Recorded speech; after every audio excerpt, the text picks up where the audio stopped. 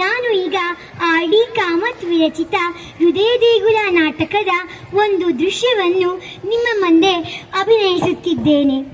ಇಲ್ಲಿ ನಿಂತು ಮಾತನಾಡಿದರೆ ಡಕಾಯತ ಭೈರವ, ಇಲ್ಲಿ ನಿಂತು ಮಾತನಾಡಿದರೆ ಯಾತ್ರಿಕರು.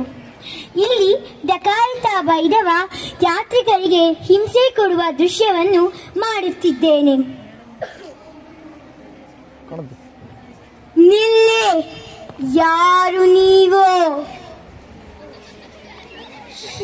ನಾವು ಯಾತ್ರಿಕರು. ಕಂಟಿನಲ್ಲೇನಿದೆ ಬಿಚ್ಚಿಕೊಡಿ. ಚಿನ್ನಾಭರಣ, ನಗನಾಣ್ಯ ಏನಿದ್ದರೂ ಸರಿ. ಏನಿಲ್ಲ, ನಮ್ಮ ದೇವರಿಗೆಂದು ತಂದ 2 ಬಂಗಾರದ ನಂದಾದೀಪಗಳಿವೆ ಅಷ್ಟೇ.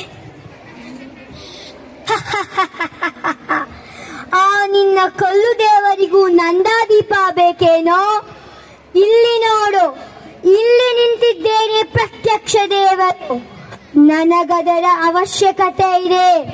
ಕೊಡು ಕೊಡು. ಆಭರಣಗಳನ್ನು ಸುತ್ತಿಕೊಂಡ ಹೆಣ್ಣು ಸರ್ಪವೇ, ಬಿಚ್ಚು ನಿನ್ನ ಆಭರಣಗಳನ್ನು. ಹುಲಿಯ ಹೊನ್ನಿಗೆಯ ಏನು ನೋಡುತ್ತಿರುವಿರೋ? ಇವರಿಬ್ಬರನ್ನು ಎಳೆದುಕೊಂಡು ಹೋಗಿ ಗುಹೆಯಲ್ಲಿ ಕಟ್ಟಿ ಹಾಕಿ ನಾಳೆ ಸೂರ್ಯೋದಯಕ್ಕೆ ಸರಿಯಾಗಿ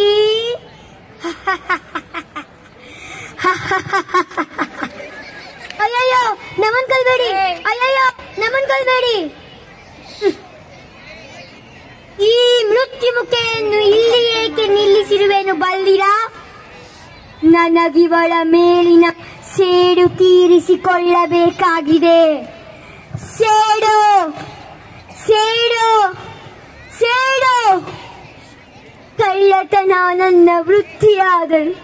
ಪಶುವಿನಂತೆ ಗುಹೆಯಲ್ಲಿ ವಾಸಿಸುತ್ತಿದ್ದರು.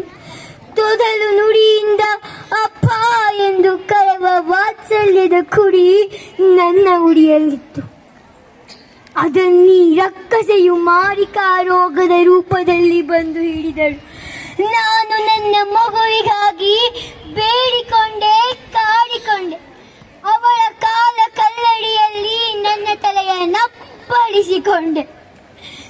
ಆದರೂ ಈ ರಕ್ಕಸೆಗೆ ಕರುಣೆ ಬರಲಿಲ್ಲ. ತನ್ನ ಹೊರಚಾಚಿದ ನಾಲಿಗೆಯಿಂದ ನೆಕ್ಕಿಯೇ ಬಿಟ್ಟಳು ನನ್ನ ಹಸುಗೂಸಿನ ಪ್ರಾಣವನ್ನು. ಅಂದಿನಿಂದ ಇವಳಿಗೆ ಅವಳ ಭಕ್ತನ ತಲೆ ಬೂಡೆ ಚಿಪ್ಪಿನಿಂದಲೇ ಮಂಗಳಾರತಿ ಮಾಡಿಸುತ್ತಿದ್ದೇನೆ. ಕೇಳಿದೆಯಾ ರಕ್ಕಸೆ? ನಿನ್ನ ಭಕ್ತನ ಕೂಗನ್ನು ಕೇಳಿದೆಯ?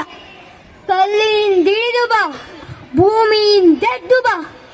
ನೀನೊಮ್ಮೆ ನನ್ನ ಕೈಗೆ ಸಿಕ್ಕಿದರೆ ತಕ್ಷಣ ಈ ಖಡ್ಗದಿಂದ. ಧನ್ಯವಾದಗಳು.